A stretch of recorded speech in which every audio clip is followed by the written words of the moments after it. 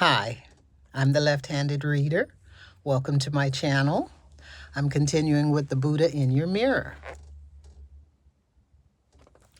Thank you for listening. Let me know where you're listening from in the comments. This is continuing with the looking outside of oneself delusion. Timothy's experience. I'm right, but I'm losing. The dilemma of a young man practicing Buddhism in Seattle provides a case in point. Although Timothy was a bright, personable, and successful individual, his relationship with his wife caused him much suffering. His wife was convinced, based on circumstantial evidence, that he was being unfaithful to her. He knew he was innocent of such behavior, yet she remained convinced, and his adamant denials only convinced her further. Though intelligent and perceptive, he could not understand the root cause of his problems at home. As a result, the marriage and family that meant everything to him were disintegrating.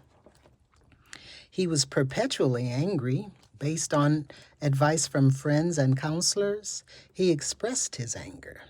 He did not keep it in, but things got worse. Then he tried again, following advice from others to keep his anger in check and not express it.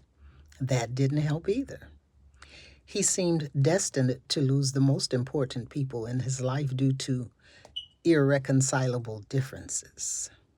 Timothy was facing the prospect of divorce and separation from his children. The key point for him was that he was right.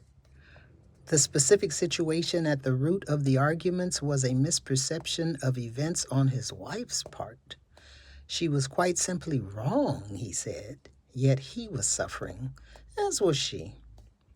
He seemed to have lost any ability to change his life, or more specifically, his wife.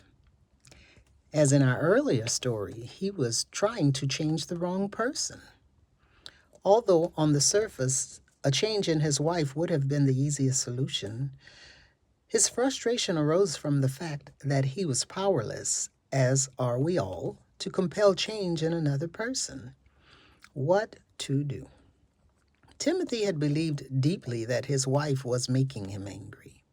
In that sense, he had been blinded by his rightness. Thinking that being right was a justification for his anger, he continued to confront his wife. Fortunately, he continued to seek a deeper understanding through Buddhist practice, study, and consultation as well. He came to realize he was looking outside of himself. As he continued to chant Nam-myoho Renge-kyo, Timothy eventually realized that he had to search for a solution within himself. His own behavior, the only area actually within his control. As he did so, he saw that he indeed bore responsibility for the deterioration of the situation. While his wife may have been in the wrong, at the same time he was compounding the error by adding the poison of his own anger. Thus, relatively simple misunderstandings quickly degenerated into violent storms, fueled mostly by his own contributions. In other words, he was both right and wrong. He realized that his wife's accusations arose from an underlying lack of confidence and self-esteem that were exasperated by his own angry outbursts. Recognizing his complicity in the conflict, Timothy focused on his Buddhist practice on his own responsibility rather than expecting his wife to change first. By this time, his problems had spread to the workplace and to his friendships.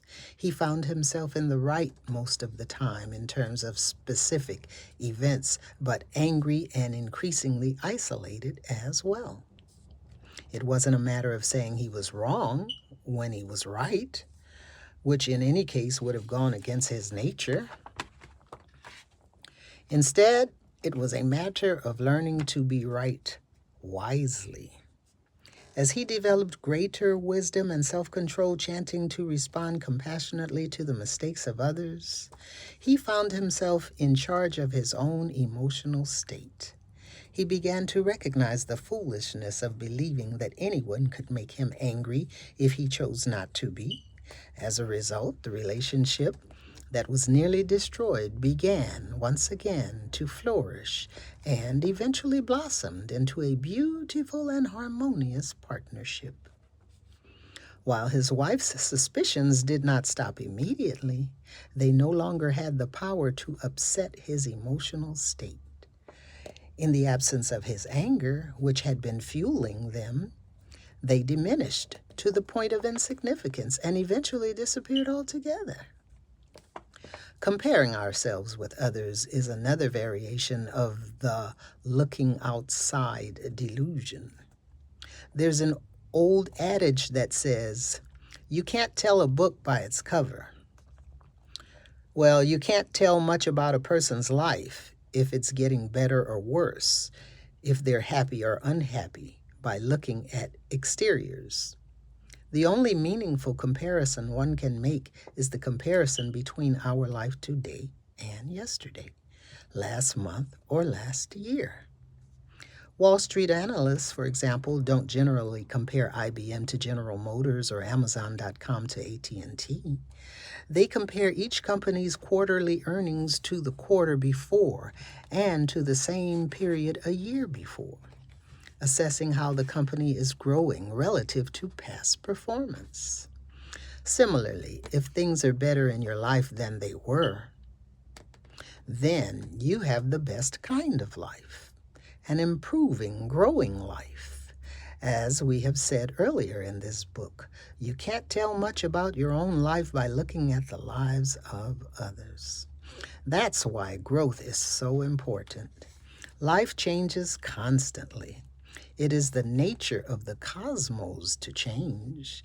Therefore, even if we could create circumstances of complete happiness, we can only look forward to them changing.